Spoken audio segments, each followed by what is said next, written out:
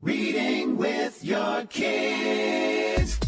Hola, ni hao, konnichiwa, assalamu alaikum, shalom, jambo, bienvenidos. Hi, my name is Jed Lee, and this is the Reading with Your Kids podcast. We are coming to you from the beautiful neighborhood of Reedville in the southwest corner of Boston, Massachusetts.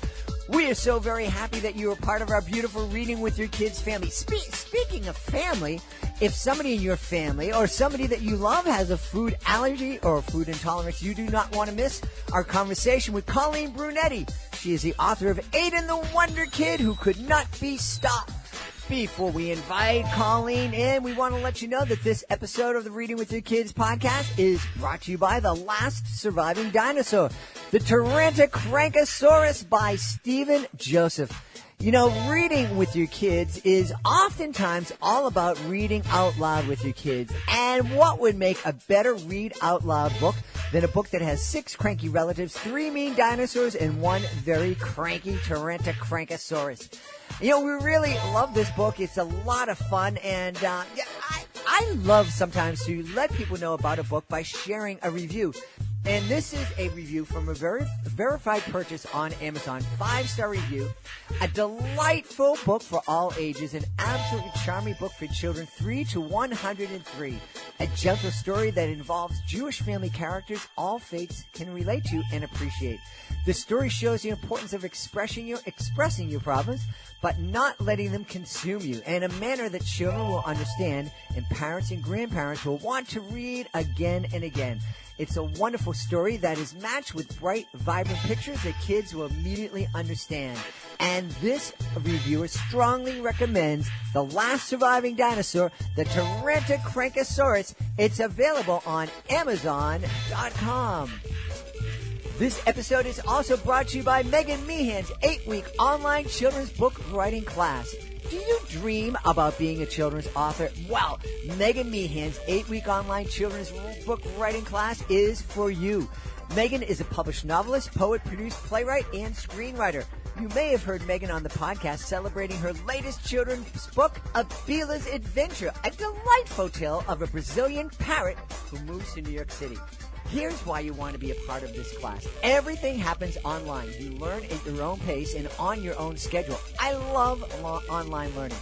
Each student can expect to complete a short story in the kidlit genre, and all stories will then be professionally illustrated and published on the Smart Kids Club. You can become a published children's author in 8 weeks. It's incredible. For more information, please email Megan directly at meehanms@aol.com. That's meehanms@aol.com. You can also call or text Megan at 845-538-0516. And last but certainly not least, we want to let you know that this episode of the Reading with Your Kids podcast is brought to you by our friend Dr. Connie Tate and her wonderful children's books, Scooter Boy, Roll On, and Sylvester's Catastrophic Tale. It's summertime, and it's time to read. Curl up with a book. There's no better deed. Reading is magical. Just open a book. You can travel the world from your own cozy nook. And I have to tell you, you are just going to love to curl up together and meet the wonderful characters and Dr. Tate's book. In Roll On, you're going to meet Wren. And Wren, the character of Wren, was inspired by Dr. Tate's delightful granddaughter.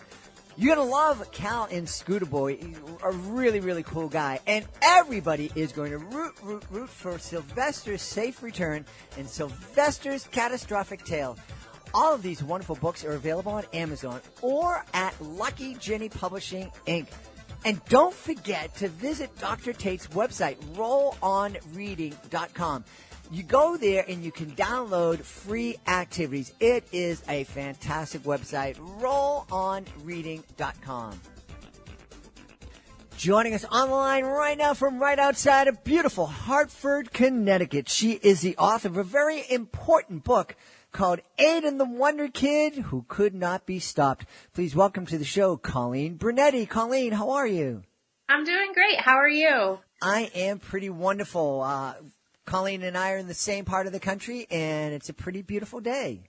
Yeah, absolutely gorgeous. Finally. I was going to say about time because spring didn't start here until June. That's right. We kind of skipped spring. We went like cold spring to summer. Yep. But that's the beauty of living in New England. I love Aiden the WonderKid Who Could Not Be Stopped. It's an important book about an important topic. Why don't you tell us all about it?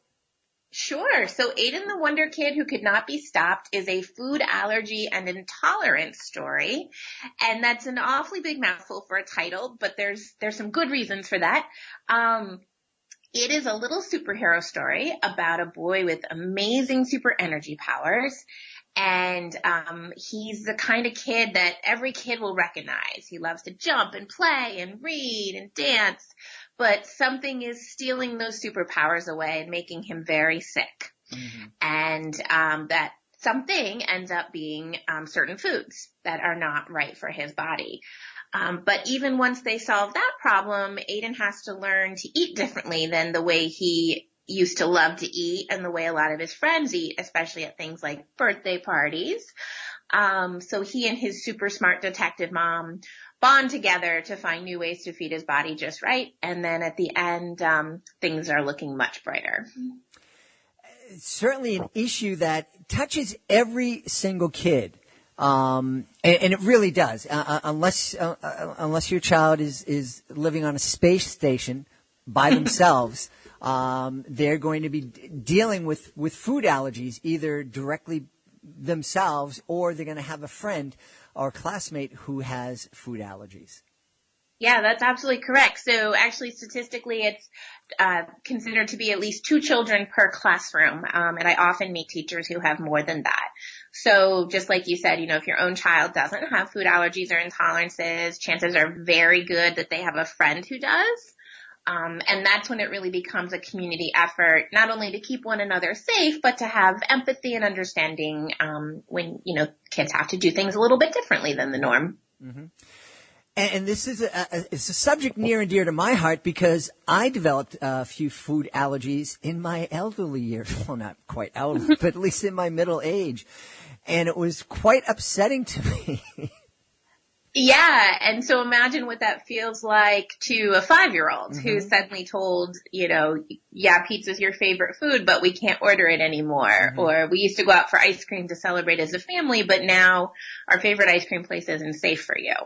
Mm-hmm. As an adult, you can mourn that and kind of be bummed out, but you can process it. But as a 5-year-old or, a little kid, it's a little bit harder at first. Mm-hmm. So.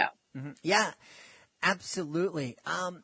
Now, you have a background in education, am I right? I do. So my first career was as a special education teacher and a literacy specialist, and my master's is in literacy. And then I went on and got a certification as an integrative nutrition health coach. So I used both to put this book together. That's really fascinating. How does one go? I mean, obviously, food allergies, literacy, it's something that the teachers run into. But those are two pretty specific and different tracks and specialties. How did a literacy coach get so interested to the point where you became an expert at allergies and nutrition? So I actually got quite ill myself and needed to step away from teaching, and I was looking for something else to do that was a little bit more in line with what I could manage with my own health. And so I had always been deeply interested in how food affects things like behavior and development, particularly with children with special needs like autism mm-hmm. or ADHD. And so it was a really natural transition for me. So I used to teach the students who had a particular diagnosis. And then I thought, how fascinating would it be to study on how I could support them and their families nutritionally? So that's kind of how I transitioned from one to the other. But while I was doing all of that, I had my own little guy who had a kind of a laundry list of strange symptoms that nobody was able to quite explain to me, but he didn't feel very good. Mm-hmm. And so it was during my studies as a health coach that I actually identified my own son's food intolerances, and worked with him to help him feel better. And I wrote the book for him. Now, you very, very deliberately use the words allergies and intolerances. Can you talk a little bit about the difference between those two words in situations? For sure, yeah, and it's something I explain to kids a lot too. So a food allergy is a truly allergic reaction, and it can show up in things like hives and rashes, or something as serious as anaphylaxis, where the breathing is actually impacted. And it becomes a true emergency very quickly. A food intolerance is a little bit different. It often shows up in what we call soft symptoms. So they might be sort of similar symptoms to food allergies, or they might not be as obvious. It might be chronic ear infections like my son had, or a lot of runny noses, or joint aches or something like that. But the end result is either way, you have to avoid the offending food. Mm-hmm. So one is a medical emergency, one is more of a nutritional mystery. And either way, once you solve it, you've got to stay away from those foods. There seems to be, I don't remember when I was growing up. Now, granted, I was growing up and we took dinosaurs to school, so that, the medicine wasn't as advanced, but I don't remember there being kids.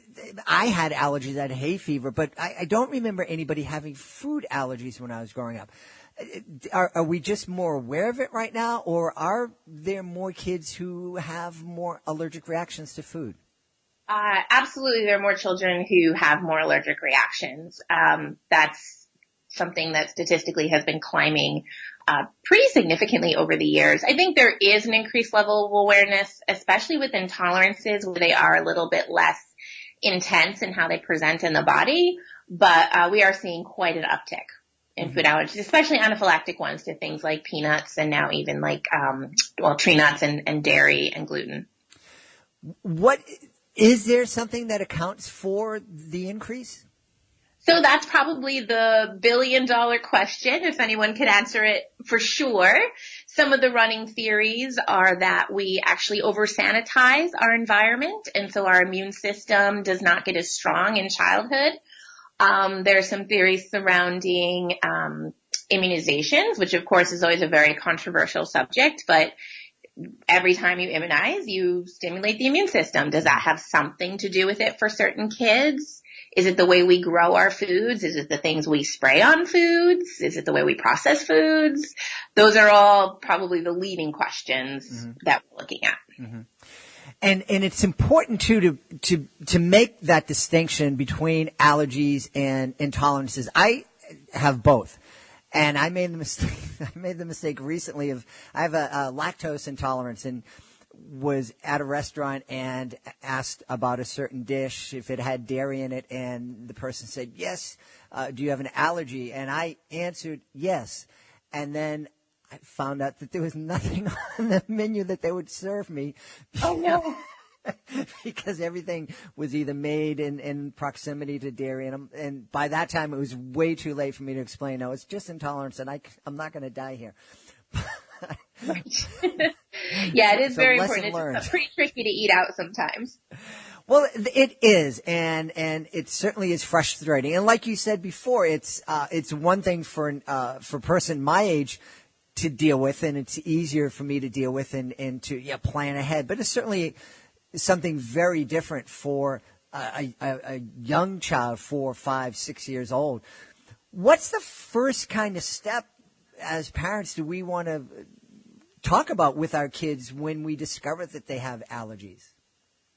Well, I think the first thing is to frame it as positive as possible. Mm-hmm. You had symptoms X, Y, and Z, and now we're going to be able to help so you don't have those anymore.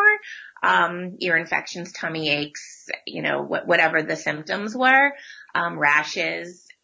And then the next thing is to sort of, depending on the age of the child, acknowledge any sense of loss or adjustment that they might be experiencing. It can be easy as adults to be sort of pragmatic and be like, well, no, you can't have that because it makes you sick. Mm-hmm. And the kids are only thinking, but all my friends, mama, but all my friends do it, mm-hmm. So I think it's really important that we support the kids from a social emotional standpoint with that. Yeah, it's such a big difference to say, like the example you use, no, you can't eat that, it's going to make you sick, as opposed to saying, hey, Aiden, we just discovered what's making you feel lousy, and now we can make sure that you don't feel like that again. Right. Exactly. And it's okay that you're disappointed. It's okay. Mm-hmm. But we're gonna work together to find other foods your body can enjoy, or, replacements for some of your favorites. I literally would put dairy-free sour cream in a little container in my purse and take it into the Mexican restaurant. Because my son is a taco fanatic and he wanted his tacos and sour cream. So we made that happen, but I just had to bring it with me. Yeah. And that's one of the things that was wonderful for me and really kind of life-changing for me. When I first discovered my issues, it was just eliminate, and kind of dealing with that. And then I discovered, whoa, there's a lot of substitutions here. I can eat cashew milk ice cream. This is cool. Exactly. And it is getting easier, thank goodness. The unfortunate part is food allergies are on the rise. The good part is that the food industry has responded, and is certainly working hard to fill that customer demand for healthy alternatives or safe alternatives. So talk a little bit about the reaction that you've been hearing from teachers, families, kids who've experienced Aiden the WonderKid who could not be stopped. Sure. Well, it's been an absolute joy, honestly. The first little girl who bought my book, I will never forget her. She actually bought it on pre-order. I didn't even have it yet. I just had sample illustrations out at an event.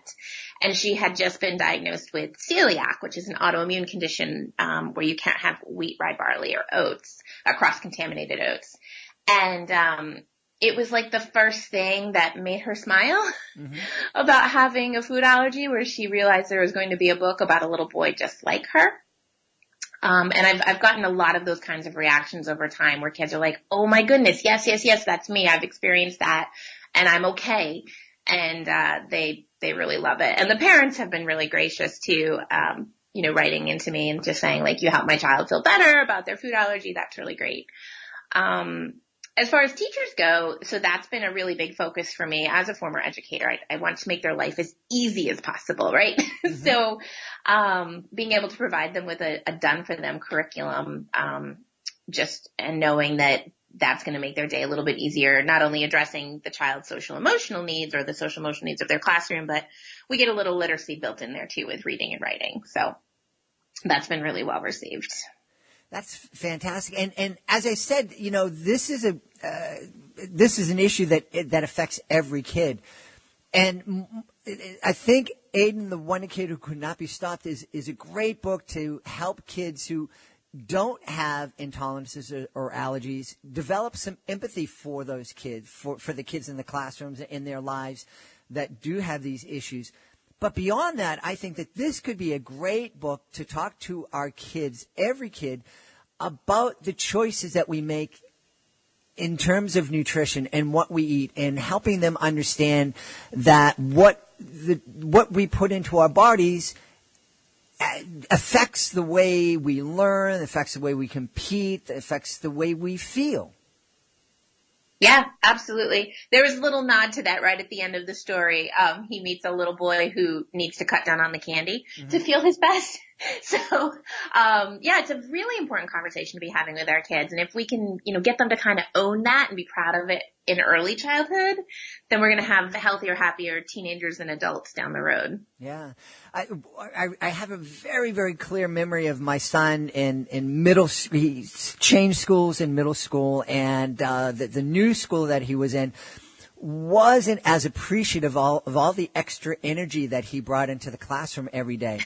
And as we were looking at alternatives and maybe changing diets, he was hearing, if I eat protein in the morning, that's going to, I'm not going to be as hungry and I'm not going to be antsy. I'm going to be able to focus a little bit more. And he just wasn't buying it. He just wanted his sugary cereals in the morning.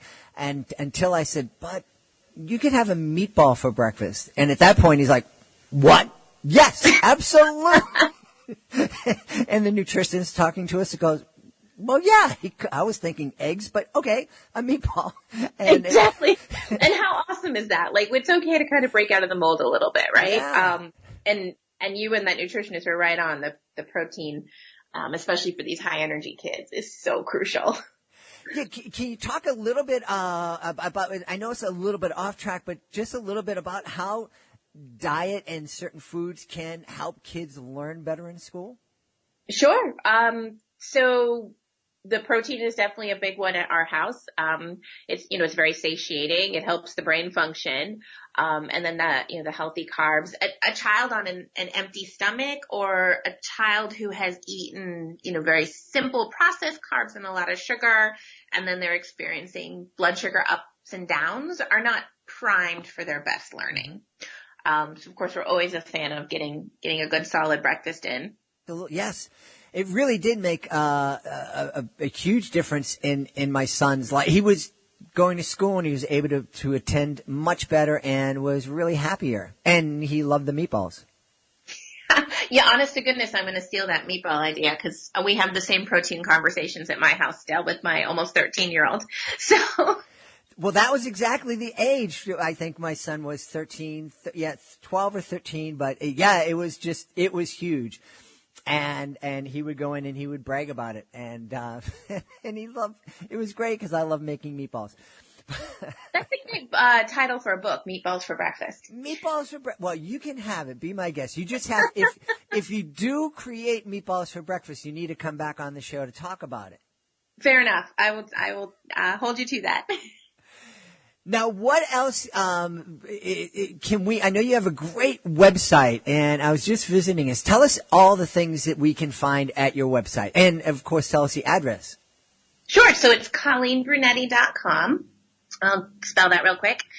COLLEEN, B as in boy, R as in Robert, UNETTI.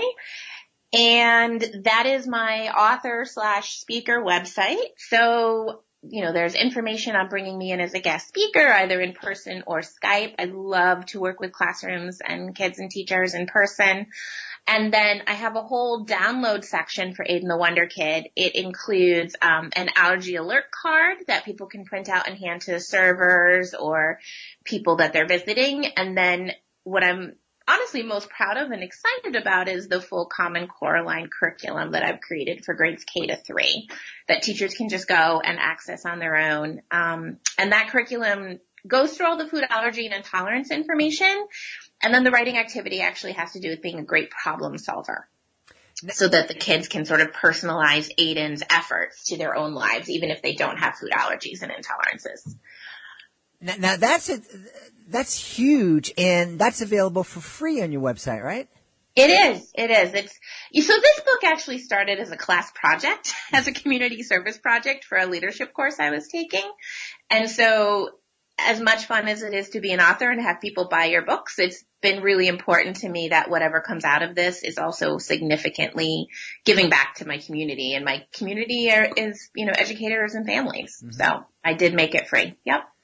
Now, the other thing I noticed on your website is you have another book that looks like it's not for kids, but for adults, called Defining the New Normal. Can you just take a minute to tell us a little bit about that?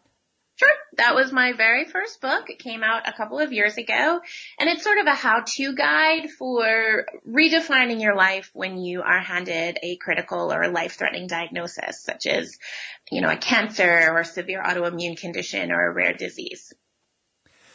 I think it's so important for us to start talking about our health with our kids at a young age, because I think it's the foundation that helps us deal with all these other issues that we're going to face as we live our lives. Absolutely. And I didn't even realize until both books were done, but the common message behind them is the same. So life has thrown you a curveball, right? Mm-hmm. Okay, what you going to do about it? And part of what you're going to do about it is probably feel pretty upset for a while, and that's totally authentic and important to go through. But then what's next after that to start turning things around? Even if you can't change the diagnosis, you can definitely control how you choose to react. Mm-hmm, mm-hmm, absolutely. And like I said, I think it's just so important to talk to our kids about the choices that they make in terms of what they put into their body. And if we're able to talk to our kids about choosing meatballs over, we won't use a brand name, but a sugary cereal, and how that will affect them and help them or hurt them in school, then it makes the conversations about alcohol and cigarettes and drugs when they're teenagers so much easier, because you've already laid the groundwork and you've already started talking to them about what you put into your body affects the way you perform. That's such a valuable extension of the message. I honestly hadn't thought of it in that way, but you're absolutely right. Yeah. Well, we're really excited. We think that Aiden the WonderKid, who could not be stopped, is an absolutely great addition to any family library, whether your kid is dealing with allergies, intolerances, or both or not. It's just a wonderful book. Like we've said repeatedly through the show, your child is going to be affected by food allergies, by food intolerances. If not directly, then somebody in their lives is going to have it. And it's important for us to understand it. We want to keep everybody safe. We also want our kids to be empathetic to others and just to build friendships that based on understanding and empathy. So we're really excited that you had a chance to come on and talk to us about this today, Colleen. Thank you. This has been a great conversation. We've been talking to the author of Aiden the WonderKid, who could not be stopped. Check out our author's website, ColleenBrunetti.com. Colleen, thank you so much for being on the show. Thank you for having me. Please be sure to join us for the next edition of the Reading with Your Kids podcast. Our guest will be Joy Steuerwald. She's going to be here to tell us about her wonderful book, The Peculiar Pig.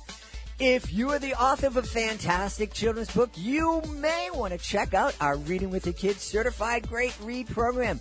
We've established a review panel. Their parents, their teachers, their kids. And if they believe a book is worthy of 4 or 5 out of 5 stars, it becomes a Reading with Your Kids Certified Great Read. And with that status comes all sorts of fantastic tools that can help you let the world know about your fantastic book. Please visit our website, readingwithyourkids.com. This is a great, affordable way to get the word out about your fantastic book, to help your book stand out amongst a crowd of books that are published every single week. Readingwithyourkids.com for more information on our Reading with Your Kids Certified Great Read program. Before we go, we want to thank the people who made this episode of the podcast possible. We want to thank, of course, our guest, Colleen Brunetti. Be sure you check out Aiden the WonderKid, who could not be stopped. We also want to thank our sponsors, Stephen Joseph, author of The Last Surviving Dinosaur, the Tarantocrankosaurus. Want to thank Dr. Connie Tate. Be sure to visit her website, rollonreading.com. Download those free activities. And we also really encourage you to find out more about Megan Meehan's 8-week children's book writing class. You could become a published children's author in only 8 weeks. Call or text Megan for more information, 845-538-0516. I also absolutely have to thank my producer, Fatima Khan. She is so very, very helpful, and she writes this fantastic blog for every episode of the podcast. Please check it out at readingwithyourkids.com. I want to thank my beautiful wife for all of the support she gives me, and of course, we want to thank you. Thank you so much for taking the time to join us today, and as always, thank you so much for taking the time to make the world a better place by reading with your kids. I'll be looking for you in the next edition of the Reading with Your Kids podcast.